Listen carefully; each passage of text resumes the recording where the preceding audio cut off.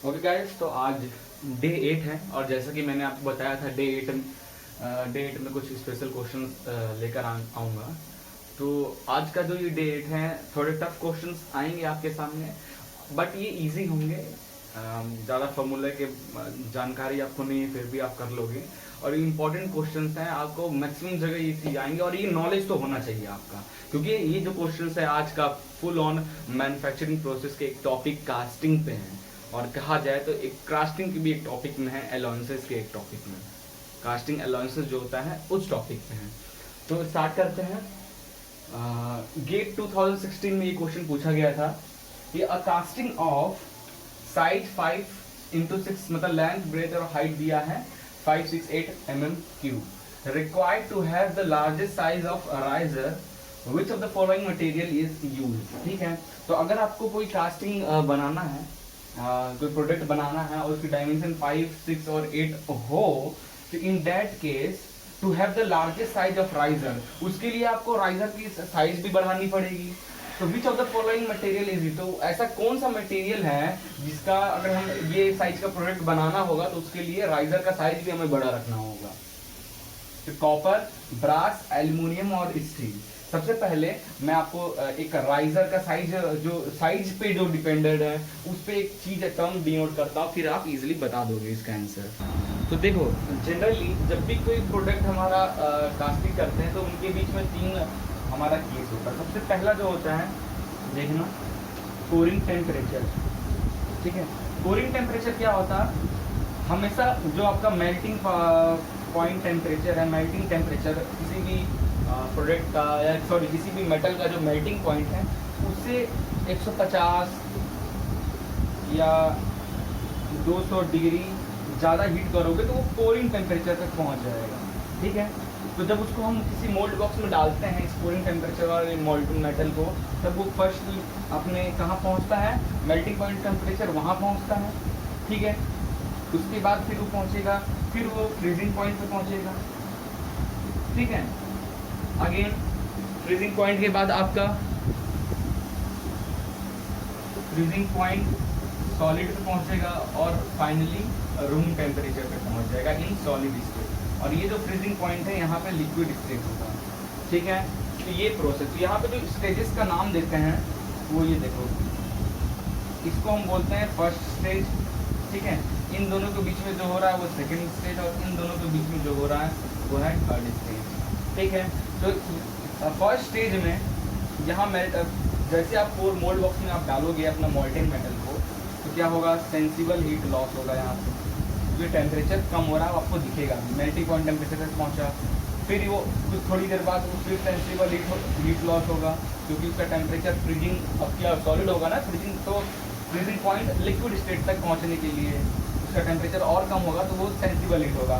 फिर liquid stage, जो freezing point of molten metal है, फ्रीजिंग पॉइंट एज सॉलिड होने के लिए भी जो चेंज होगा टेम्परेचर का, दैट्स को हम उसे सेंसिबल लेटेंट हीट लॉस है। लेटेंट हीट में क्या होता है, फेज चेंज होता है। तो प्रोसेस सेकेंड स्टेज में क्या होता है, आपके किसी भी मोल्टेन मेटल का फेज चेंज होना स्टार्ट हो जाता है या हो जाता है, तो लिक्विड से सॉलिड में बदल जाता है। And last one again is sensible heat loss होता है, टेम्परेचर कम होता है और रूम टेम्परेचर पे आपका प्रोडक्ट तैयार हो जाता है। ये स्टेजेस हैं।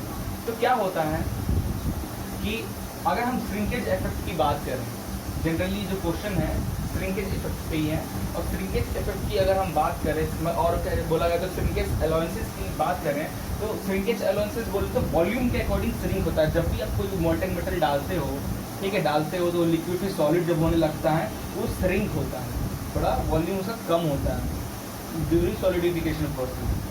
तो वो डिपेंड करता है अगर किस टाइप के मेटल है, अलग अलग मेटल के लिए अलग अलग स्टेज में। फॉर एग्जांपल एल्यूमिनियम को अगर आप लोगे तो वो सेकेंड स्टेज कहाँ है, 3 स्टेज है, ये फर्स्ट स्टेज और सेकेंड स्टेज में आपका ध्यान से देखोगे, फर्स्ट स्टेज और सेकेंड स्टेज में यहाँ से यहाँ तक आपका जो मेटल है वो लिक्विड स्टेट में होगा।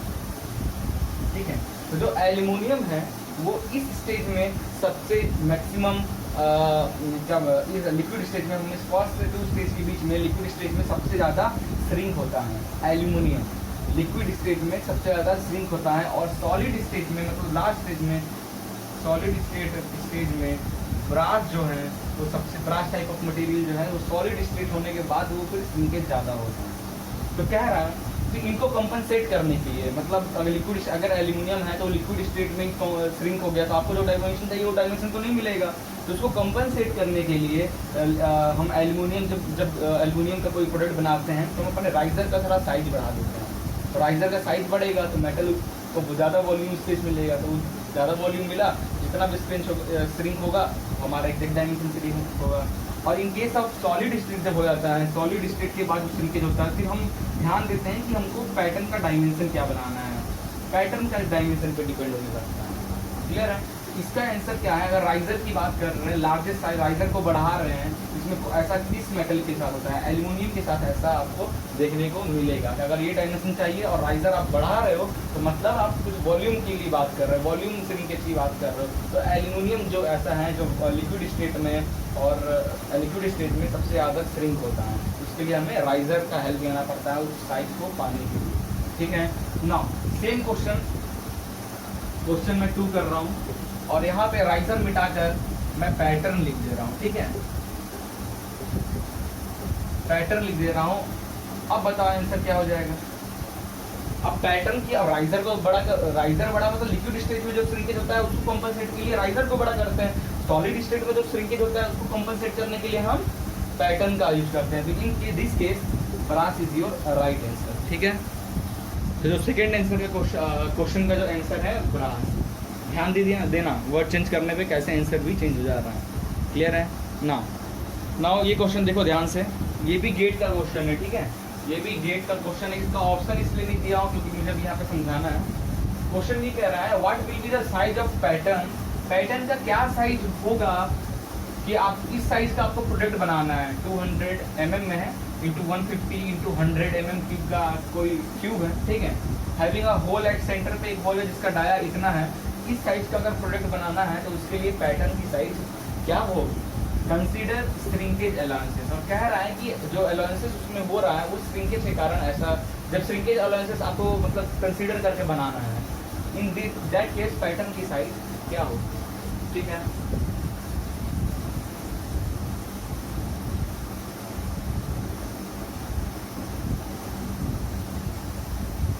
ये जो है कितना है 200, ये है 150 और ये है कितना 100 और बीच में एक होल है जिसका डाया दिया हुआ है 80। क्लियर है? तो श्रिंकेज अलाउंसेस को कंसीडर करना है। श्रिंकेज अलाउंसेस जो वॉल्यूम के अकॉर्डिंग श्रिंक होता है, ओवरऑल वॉल्यूम के अकॉर्डिंग श्रिंक होता है। तो इसका एक आपको एक फॉर्मूला पता होना चाहिए। श्रिंकेज अलाउंसेस किस रेट से होता है? 21 mm पर मीटर। इस रेंज से हमारा श्रिंकेज अलाउंसेस होता है। अगर ऑप्शन देखो ज़्यादातर आपको परसेंटेज में दिया होगा श्रिंकेज अलाउंसेस 2% श्रिंकेज अलाउंसेस हो रहा है तो क्या होगा? अगर नहीं दिया है तो आप ऐसे करोगे, आपको पता होना चाहिए 21 mm पर मीटर के अकॉर्डिंग श्रिंकेज अलाउंसेस होता है। तो जो न्यू डायमेंशन जो होगा मतलब पैटर्न का जो डायमेंशन होगा वो क्या हो जाएगा? हर एक साइड में 21 कर दें। फॉर एग्जाम्पल लेंथ के लिए कितना है 200 प्लस 200 इंटू 21/1000। तो ये mm है 21 mm और ये नीचे मीटर है, इसको भी mm में कन्वर्ट किया तो 1000 हो गया। ठीक है, वैसे ही ब्रेथ के लिए कितना 150 प्लस सेम चीज सॉरी थोड़ा नीचे लिखता हूँ 150 प्लस 150 इंटू 21/1000। ठीक है, इनको सॉल्व करोगे तो आपका जो आंसर आएगा 204.2 mm। लेंथ जो होगा पैटर्न का वो कितना आ जाएगा 204.2 mm और जो विड्थ ऑफ पैटर्न हो जाएगा 153.15 मीटर अप्रोक्स। कैलकुलेशन कर लेना, हो सकता है थोड़ी बहुत दिक्कत हो इसमें। तो लेंथ हो गया और ये इसका विड्थ हो गया। ठीक है, इसको नोट कर लिए। अब मैं इसको हटा रहा हूँ, बाकी के जो डायमेंशन है वो भी बता रहा हूँ। बाकी का हाइट है, हाइट कितना है 100 है तो 100 प्लस कितना अलाउंसेस होता है 100 का 21/1000 करेंगे। डायमीटर कितना है? डायमीटर आप ध्यान से देखोगे तो यहाँ पे श्रिंक अंदर की ओर होगा, श्रिंकेज तो अंदर की ओर होगा, ठीक है, कोई बात नहीं। इसका भी 80 है प्लस इसका 21/1 2, इनको सॉल्व करोगे तो आपका आंसर आएगा 102.1 और 81.68, ठीक है, 81.68 mm। तो जो न्यू पैटर्न का डायमेंशन होगा, जो लेंथ ब्रेथ का बताया और ये हाइट और डेप्थ, इस डायमेंशन का आपका पैटर्न बनेगा। तो याद रखना, जब भी श्रिंकेज अलाउंसेस अगर परसेंटेज दिया है, फॉर एग्जांपल अगर यही मिटा के बोलूं अगर मैं 2% का श्रिंकेज अलाउंसेस है तो क्या करोगे, तो 100 प्लस 100% में 2, मतलब क्या हो जाएगा 2/100। यहाँ भी 80 प्लस 80 का 2% मतलब 2/100। तो ऐसे आपको सब अलग अलग वैल्यू मिल जाएगी, तो इससे आप एक टाइप के क्वेश्चन आप कर लोगे, ठीक है। हाँ, क्वेश्चन नंबर 4 देखो, ये भी गेट का क्वेश्चन है। ग्रे कास्ट आयरन कास्टिंग है, इतना डायमेंशन दिया है, इज रिक्वायर्ड इतना श्रिंकेज अलाउंसेस 1% का है। Find the ratio of volume of pattern upon volume of casting. तो रेशियो पूछा है volume of pattern upon volume of casting का, इसका रेशियो पूछा है, तो कितना होगा, ठीक है। ऑप्शन दिया होगा आपको, बट आपको ये बताना है। तो कैसे सॉल्व करेंगे इस क्वेश्चन को, ये देखिए ध्यान से। ये डायमेंशन है 1% का, क्या है अलाउंसेस, तो रेशियो जो होगा कास्टिंग का साइज तो यही है, नीचे सेम टू सेम लिख दे 200 इंटू 150 इंटू 100, ये तो वैसा ही हो जाएगा। ऊपर क्या हो जाएगा, फॉर लेंथ के लिए 200 के लिए प्लस 200 इंटू 1/100 हो जाएगा, क्योंकि 1% का, तो 200 में 1% का इंटू 150 का into 150 sorry plus into 1/100 into इसका 100 का 100 प्लस 100 इंटू 1/100, ठीक है। तो इनको सॉल्व करोगे तो आपका जो रेशियो आएगा, अच्छा देखा जाए तो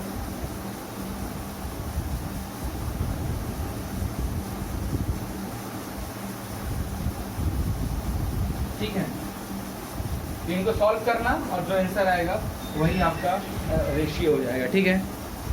नाउ ये क्वेश्चन देखिए, ये जो प्रोडक्ट आपको बनाना है कुछ इस शेप का बनाना है। 200 लेंथ होना चाहिए, 150 विड्थ होना चाहिए, 100 हाइट होना चाहिए और बीच में एक पोल है जो 80 mm का है, ठीक है, डाया का। तो ये प्रोडक्ट बनाना है। फाइंड, इसके लिए आपको जो पैटर्न बनाना है वो आपको बताना है। पैटर्न का डायमेंशन क्या होगा, जिसमें आपको मैशिंग अलाउंसेस कंसिडर करना है, जो की वैल्यू दी हुई है 3 और टॉप साइड में से मैशिंग अलाउंसेस दिया है 6। तो बताइए क्या डायमेंशन होगा सबके लिए। ऑप्शन आपको दिया होगा क्वेश्चन में, क्या कौन सा ऑप्शन सही होगा ये फाइंड करना है। तो देखो, तो जब भी मशीनिंग अलाउंसेस की बात आएगी, श्रिंकेज अलाउंसेस की बात आएगी, तो मैंने बताया 21 mm पर मीटर बताया था। मशीनिंग अलाउंसेस में क्या लिए, जो machining allowances depends on x mm upon side पे, इस पे डिपेंड करता है, ओके। इसके लिए मैं आपको फॉर्मूला बता रहा हूँ, क्या होता है फॉर लेंथ के लिए मशीनिंग अलाउंसेस जब भी दिया होगा तो जो भी आपका डायमेंशन दिया होगा, कि मतलब ये length plus 2 okay into machining allowances, मतलब 2 times of machining allowances. Length, जो लेंथ लेना है वो plus 2 time of machining allowances. Machining allowances क्या है, सबसे पहले तो ये देखिए, फॉर एग्जांपल आपको इस साइज का प्रोडक्ट बनाना है तो आप इस साइज का पैटर्न बनाओगे, नहीं ना, इससे थोड़ा ज़्यादा बनाओगे, थोड़ा बड़ा साइज का पैटर्न बनाओगे, ताकि जब ये निकलेगा तो इस पर हम मशीनिंग भी तो करेंगे इसको साफ करने की, तो साइज कम नहीं होगा मशीनिंग करने से, मटेरियल रिमूव होगा। तो अगर सेम साइज का पैटर्न बना दिए इस पर करी तो प्रोडक्ट की साइज कुछ और उससे छोटा मिल जाएगा प्रोडक्ट हमको, इसलिए मशीनिंग करने के लिए हम प्रोडक्ट को थोड़ा सा बड़ा बनाते हैं। तो जो कितने एक रिलेट में बड़ा बनाते हैं, तो लेंथ के लिए length plus 2 times of machining allowances, ठीक है। विड्थ के लिए क्या हो जाएगा, width plus 2 machining allowances, length हो गया, विड्थ हो गया, जो हाइट होगा तो height plus 2 of machining allowances. बस जो डाया है, इन केस ऑफ डाया आप देखोगे, ओके, यहाँ पे थोड़ा ठीक है, डाया ये हाइट के लिए नहीं होगा, देखिए लेंथ के लिए देखिए, विड्थ के लिए देखिए, डाया के लिए देखोगे तो देखो डाया के लिए क्या करेंगे, डाया तो होगा ही plus 2 times of machining allowances या -2 टाइम्स ऑफ मशीनिंग अलाउंसेस? ये हम माइनस में करेंगे, ये 80 अभी है, तो ये जब 74 होगा तो फिर इसमें मशीनिंग करेंगे हम अंदर की ओर, तो ये फिर डायमेंशन 80 हो जाएगा अकॉर्डिंग टू सर्कल। तो इंटरनल चेंज कर रहे हैं ना हम, तो internally d - 2 times of machining allowances, ये फॉर्मूला होता है। और हाइट के लिए जो फॉर्मूला होता है, height plus machining allowances plus cope machining allowances, ठीक है। जो कोप साइड मशीनिंग अलाउंसेस दिया हुआ है वो, ये हाइट के लिए आपका फॉर्मूला है, ठीक है। फॉर्मूला देख लिया, नोट करो। अब मैं आपकी वैल्यू बता रहा हूँ। तो जो लेंथ है 200, वो लेंथ कितना हो जाएगा 200 plus 2 times of machining allowances 3, इसको सॉल्व करो, वो आपका आंसर। विड्थ कितना हो जाएगा, कितना दिया है 150, तो 150 plus 2 times of machining allowances. Dia कितना दिया है 80 दिया है, तो 80 minus 2 times of machining allowances, ठीक है। हाइट कितना है 100, तो हाइट हो जाएगा हाइट 100 प्लस मशीनिंग अलाउंसेस 3 का प्लस कोप साइड मशीनिंग अलाउंसेस 6 का, ठीक है। 109 mm ये हो जाएगा। इनकी वैल्यू फाइंड करो, इनकी वैल्यू फाइंड करो और इनकी वैल्यू फाइंड करो, ठीक है। तो आपको ये पैटर्न की डायमेंशन आपको डायरेक्ट यहाँ मिल जाएगी। क्लियर है, कोई दिक्कत ना? चलिए ये क्वेश्चन देखिए, बहुत अच्छा क्वेश्चन है, कोशिश कीजिए इसको सॉल्व करने के लिए। कैसे सॉल्व होगा ये क्वेश्चन? सिलेंडर कास्टिंग, मतलब सिलेंडर आपको बनाना है जिसका लेंथ है 200 mm और डाया है 150 mm का, आपको कास्टिंग बनाना है। क्लियर है? तो ये डायमेंशनल कास्टिंग बनाने के लिए पैटर्न को आपको, पैटर्न का डायमेंशन क्या होगा वो बताना है, जिसमें आपको कंसीडर करना है कि अब मशीनिंग अलाउंसेस 2 mm पर साइड, आपको मशीनिंग अलाउंसेस 2 mm मतलब हर साइड से 2 mm कम होगा, एंड श्रिंकेज अलाउंसेस 2% का हो रहा है, तो पैटर्न की साइज क्या होगी ये बताना है। अब ये क्वेश्चन तो दमदार है, हमने अकेला देख लिया, श्रिंकेज अलाउंसेस का भी अलग देखा, मशीनिंग का देखा, अब जब दोनों साथ में देखा तो पहले किसको करेंगे, पहले किसका डायमेंशन निकालेंगे पैटर्न का साइज के लिए, पहले किसका, मशीनिंग अलाउंसेस कंसीडर करके या श्रिंकेज अलाउंसेस कंसीडर करके। देखो हम सबसे पहले मशीनिंग अलाउंसेस को कंसीडर करेंगे। क्यों कंसीडर करेंगे मशीनिंग अलाउंसेस को कंसीडर करेंगे? क्योंकि मशीनिंग और अलाउंसेस क्या होता है, जो भी साइज हमको चाहिए उसे थोड़ा बड़ा बनाना, उससे थोड़ा बड़ा बनाना है। तो जितना जितना हम बड़ा बना रहे हैं, जितना हम बड़ा बना रहे हैं, तो उसका भी तो कुछ श्रिंकेज होगा ना, इसलिए पहले हम बड़ा बना लेंगे, उसके बाद हम उसमें श्रिंकेज का 2% देंगे, फिर वो थोड़ा छोटा होगा। क्लियर है? तो सबसे पहले हम इन दो केस अगर क्वेश्चन आएगा आपको तो आप मशीनिंग अलाउंसेस का करोगे। तो मशीनिंग अलाउंसेस के लिए करते हैं, तो लेंथ और डाया दिया हुआ है, तो लेंथ के लिए कितना फॉर्मूला हो जाएगा, length plus 2 times of machining allowances, तो हो जाएगा लेंथ कितना दिया है, लेंथ 200 mm, 200 दिया है ना, प्लस 2 × 2, तो हो जाएगा 204 mm। क्लियर है ना? Same to same in this dia. अब ये देखो ये एक्सटर्नल डाया है, ठीक है, इंटरनल डाया नहीं है, यहाँ पे एक्सटर्नल डाया की हम बात कर रहे हैं, इसलिए हम यहाँ पे प्लस कर, पिछली बार इंटरनल करना था ना, मतलब ऐसा कुछ डब्बा है, ये हमको 80 चाहिए, तो हमको भाई इसे थोड़ा छोटा करेंगे तब तो मशीनिंग करेंगे तो फिर वापस 80 होगा, but in this case outer surface को करना है ना, तो वो तो बड़ा ही बनाना पड़ेगा छोटा करने के लिए, तो प्लस करेंगे, तो 150 plus 2 times of machining allowances called कितने का, 2 का है ना, 4, 154 है। ये दो डायमेंशन मिल गया मशीनिंग से। अब इन्हीं में आप सेकंड प्रोसेस करोगे, श्रिंकेज अलाउंसेस आप दोगे, तो श्रिंकेज अलाउंसेस दोगे, लेंथ के लिए कितना हो जाएगा 204 प्लस 204 का 2%, ठीक है, तो आपका इसका आंसर आएगा 208 mm, 208, ठीक है। और देखना एक बार चेक करना इसका कैलकुलेशन करके, ठीक है। और सेम टू सेम ऐसा ही हो जाएगा डाया के लिए, 154 प्लस 154 का 2%, 157 पॉइंट कुछ करके आएगा, ठीक है, देख लेना। तो ऐसे हम इसको कैलकुलेट करेंगे, ठीक है। क्वेश्चन नंबर 6 क्लियर हो गया, कहीं कोई दिक्कत नहीं ना? ऐसे क्वेश्चंस आएंगे तो इनको ऐसे सॉल्व करना है, और गेट में ये क्वेश्चन पूछे जाते हैं मैक्सिमम टाइम, मैन्युफैक्चरिंग प्रोडक्शन से रिलेटेड, ये साइज वगैरह से रिलेटेड क्वेश्चंस काफ़ी ज़्यादा पूछे जाते हैं, ठीक है। नाउ ये क्वेश्चन देखिए, which of the following allowances are called vertical allowances? Draft allowances, machining allowances, sinkage allowances या डिस्टॉर्शन अलाउंसेस? मशीनिंग अलाउंसेस क्या होता है, सिंकेज अलाउंसेस क्या होता है बता दिया, डिस्टॉर्शन अलाउंसेस मैं अभी जस्ट बताऊंगा। इसका आंसर जो होगा ड्राफ्ट अलाउंसेस। वर्टिकली डायमेंशन के साथ छेड़छाड़ कर रहे हैं ना, अलाउंसेस हम वर्टिकली दे रहे हैं। ड्राफ्ट फॉर एग्जांपल अगर आपको इस ऐसा कुछ पैटर्न बनाना है, इस सेट का पैटर्न बनाना है, तो आप जब इसको निकालोगे, ये सरफेस तो इस पॉइंट पे भी और इस पॉइंट पे भी पूरा सरफेस टच है, जब निकालोगे तो काफ़ी टाइम तक टच रहेगा। तो हो सकता है आपके जो कैविटी बनेगा उसके जो सैंड पार्टिकल्स है वो टूट के गिर जाए इसमें, तो ये डायमेंशन इसीलिए हम हमेशा टेपर बनाते हैं। ड्राफ्ट एनालिसिस को हम टेपर डायमेंशन, टेपर एनालिसिस कहते हैं।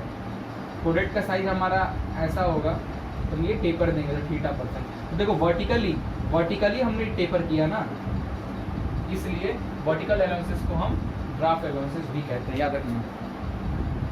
ओके गाइस, तो ये क्वेश्चन देखिए 7th क्वेश्चन हमारा है, for the production of quality parts, for quality parts which type of casting process done? Centrifugal casting, pressure die casting, continuous casting, green sand casting. तो आपके पास अगर ये 4 ऑप्शन हैं, ये सब क्या है, कास्टिंग के प्रोसेस हैं। तो अगर आपको क्वालिटी पार्ट्स चाहिए तो इसमें से आप कौन सा कास्टिंग का प्रोसेस यूज करोगे जो सबसे अच्छा क्वालिटी प्रोडक्ट आपको दे? सेंट्रीफ्यूगल, प्रेशर, कंटिन्यूअस या ग्रीन सैंड? क्लियर है? अच्छा, एक पार्ट बचा रहा है, पीछे वाले क्वेश्चन में मैंने कहा था डिस्टॉर्शन अलाउंसेस क्या होता है, मैं बताऊंगा। डिस्टॉर्शन अलाउंसेस क्या होता है बताऊंगा मैं। फॉर एग्जांपल आपको कोई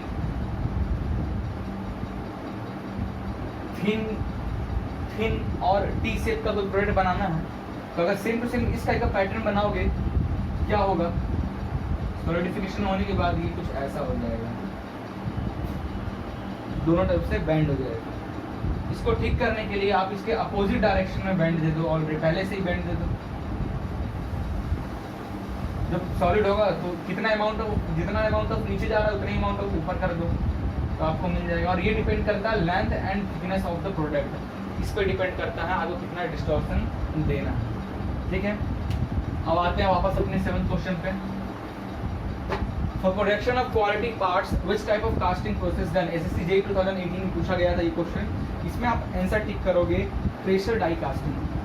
इससे रिलेटेड आपको अगर कोई टॉपिक चाहिए क्या होता है ये सब कास्टिंग कितने टाइप के होते हैं, तो मेरा एक प्लेलिस्ट ऑलरेडी अलग से मैन्युफैक्चरिंग प्रोसेस का प्लेलिस्ट में बना रखा हूँ, जिसमें मैं ये सारे प्रोसेस को 1 by 1 एक्सप्लेन किया हूँ। आप चाहो तो वहाँ से देख सकते हो और मैं आई बटन में ऐड भी कर दूँगा। तो प्रेशर डाई कास्टिंग में सबसे ज़्यादा क्योंकि इसमें with the help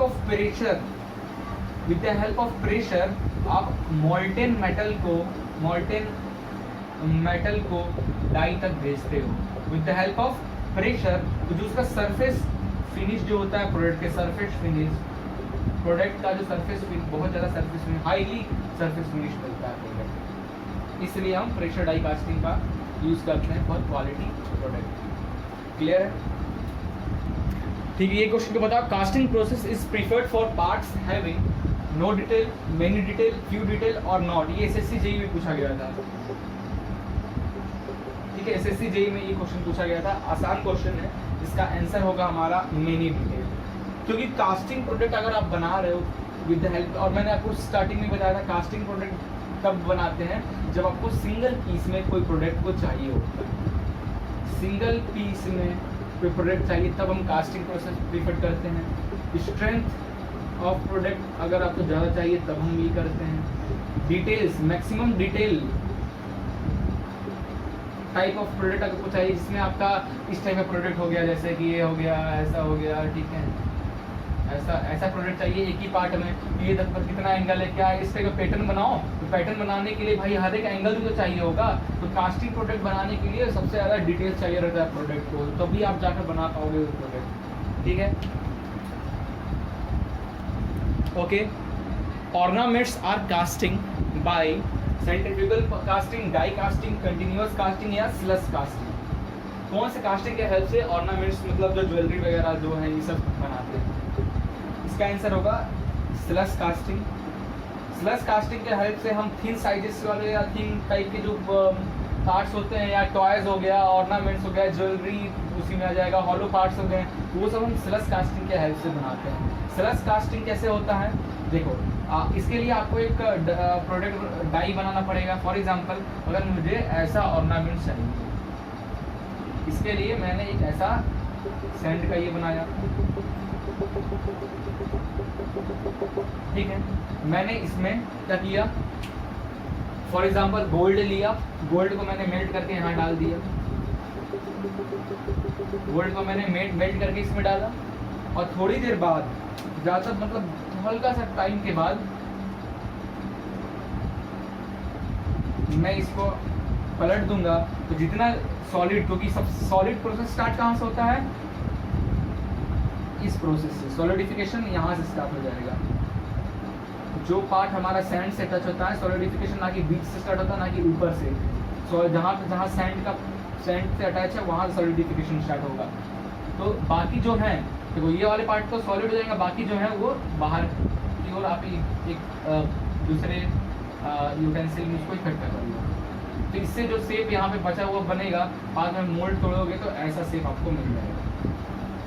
that's called स्लस casting, ठीक है। तो ऑर्नामेंट इसी की हेल्प से बनाते हैं। चलो ये क्वेश्चन बताओ, आरआरबी जेईई 2017 में क्वेश्चन पूछा गया था, which are the following is non chip removal process. Chip होता है क्या, फॉर एग्जांपल अगर आपका ये प्रोडक्ट है, ठीक है, वर्क पीस हो गया, तो ये आपका टूल होगा। जैसे ये टूल को फीड करोगे, फीड करना मतलब इसमें आपको जैसे फीड करोगे तो क्या इसके ऊपर का मटेरियल निकलेगा और वो कुछ चिप फॉर्म में ऐसे निकलता है, ठीक है। ये वो ऐसा अगर कोई ये चीज़ आपका मिलिंग में भी होता है, ठीक है। थ्रेड कट करना है तो थ्रेड बनाने के लिए भी मटेरियल निकालना है। मिलिंग प्रोसेस किसी प्रोडक्ट पे कर रहे हो तब भी निकालना है। गियर हॉबिंग, गियर को अगर गियर कट करना है तो भाई ऐसा सेट कट करने के लिए बीच का पार्ट तो रिमूव करना पड़ेगा, तो ये भी चिप निकल रहा है। तो स्पिनिंग ऑन लेथ, ये आपका सही आंसर होगा। आप कहोगे सर लेथ मशीन पे भी तो वर्क पीस का काम करते हैं तो चिप्स निकलते हैं। हाँ निकलते हैं, बट इसने ये नहीं कहा है कि सिर्फ लेथ मशीन लिखा होता तो आंसर नहीं होता। यहाँ पे लेथ मशीन पे वर्क पीस के साथ काम मतलब वर्क पीस को डायमेंशन के लिए वर्क पीस पे काम कर रहे हैं, तो यहाँ सिर्फ लिखा है स्पिनिंग। तो अगर सीट मेटल लिया मैंने, ठीक है, सीट मेटल लिया, शीट और एक मैंड्रल पे ऐसा शेप लगा कर क्या करते हैं कभी कभी कोई शेप बनाने के लिए, ठीक है। ये आपका लेथ मशीन का रोलर है।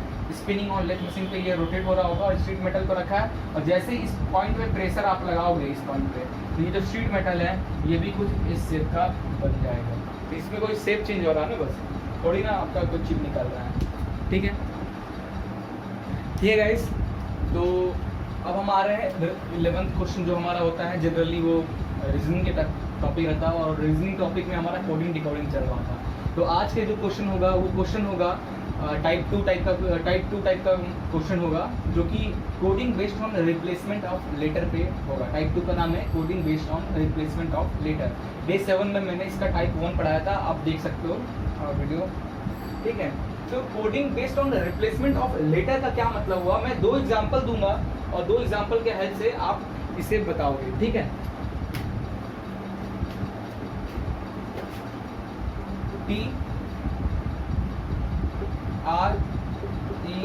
TREND, ट्रेंड को कहा जा रहा है USFOT, ठीक है।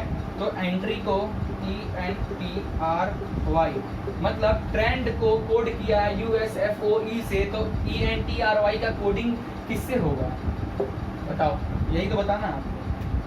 बहुत आसान है, ज़्यादा कोई हार्ड नहीं है। इसके लिए आपको लेटर ABCD किस मतलब A कितने नंबर पे है, L कितने नंबर पे, टोटल 26 लेटर होते हैं और सबका नंबरिंग होता है, कौन किस पॉइंट पे वो आपको पता होना चाहिए। और आई थिंक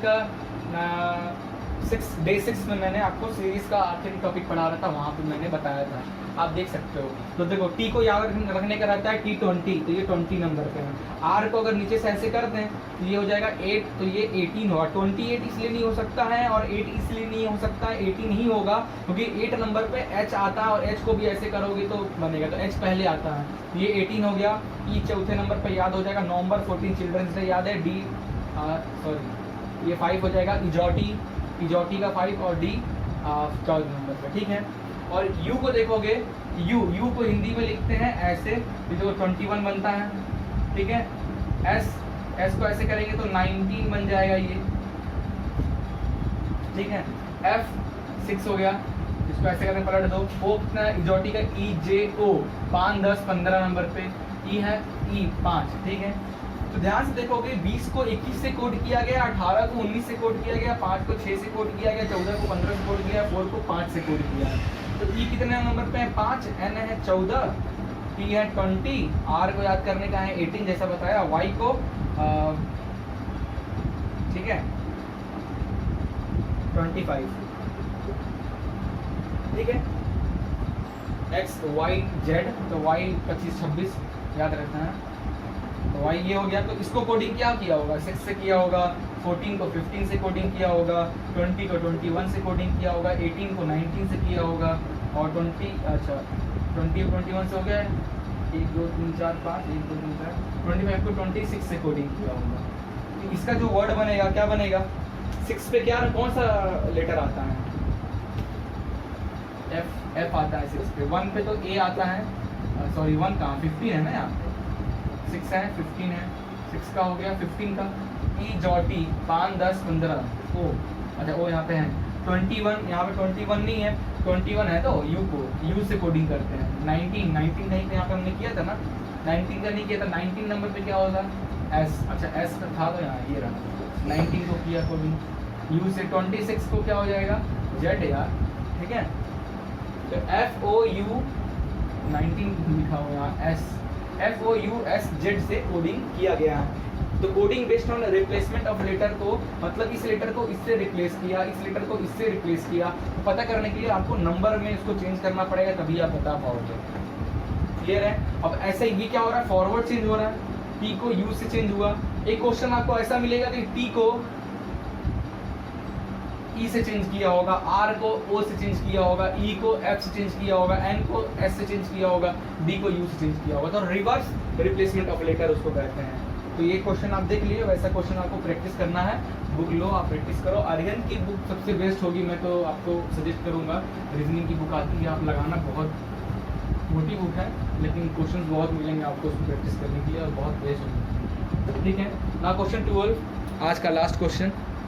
तो आज का जो जीके क्वेश्चन है और करेंट अफेयर का क्वेश्चन है, आज का नहीं है, मतलब ये रिसेंटली ये हमारे कुछ स्टेट्स हैं, महाराष्ट्र हो गया, हिमाचल प्रदेश हो गया, राजस्थान हो गया, तेलंगाना हो गया और केरला। ये 5 स्टेट के जस्ट अभी अभी गवर्नर चेंज हुए हैं। 2019 में लिखा हूँ गवर्नर, उनके नाम भी चाहता तो एक दिन में एक बताता, बट ये आप 5 अभी रिसेंटली चेंज हुए हैं, तो आपको याद करने में आसानी होगा। महाराष्ट्र में जो चेंज हुआ है उनका नाम है भगत सिंह कोश्यारी, भगत सिंह कोश्यारी महाराष्ट्र का नाम है, महाराष्ट्र के जो नए गवर्नर अभी बने हैं। हिमाचल प्रदेश के जो नए गवर्नर हैं बंदरू दत्ता तरे, ऐसा कुछ नाम है, ठीक है। राजस्थान के जो हैं कलराज मिश्र। तेलंगाना के जो गवर्नर बने हैं इनका नाम है तमिलिसाई सुंदरा राजन, तमिलिसाई सुंदरा राजन, ठीक है। केरला का जो है उनका नाम है आरिफ मोहम्मद खान। ये 5 नए गवर्नर अभी हमारे बने हैं, इन 5 स्टेट्स में। ये नाम याद रखना, नोट कर लेना, ठीक है। तो कैसा लगा वीडियो, पसंद आ रहा हो तो लाइक करें। और देख रहा हूँ मैं अच्छे मुझे रिप्लाईज पे मिल रहे हैं, जो मेरा डेली डोज का सेशन चल रहा है, तो इसलिए मैं इसको कोशिश कर रहा हूँ कि और अच्छे तरीके से और डेवलप क्वेश्चन मैं यहाँ पे लेकर आऊँ। जैसे कि मैंने आज क्वेश्चन लाए थोड़े न्यूमेरिकल टाइप के, तो ऐसे ही मैं रोज 12-12 क्वेश्चन कराते रहूँगा। इसी बहाने आपकी रीजनिंग की भी कुछ टॉपिक खत्म होते जा रही है, और ये जीके का जो भी रिसेंटली चेंजेस हो रहा है वो सब मैं कोशिश कर रहा हूँ रखने का, और जो हमारा बाकी चल रहा है। तो नेक्स्ट डे पे हम एक और डे 9 में एक नए टॉपिक के साथ मिलेंगे। Thank you.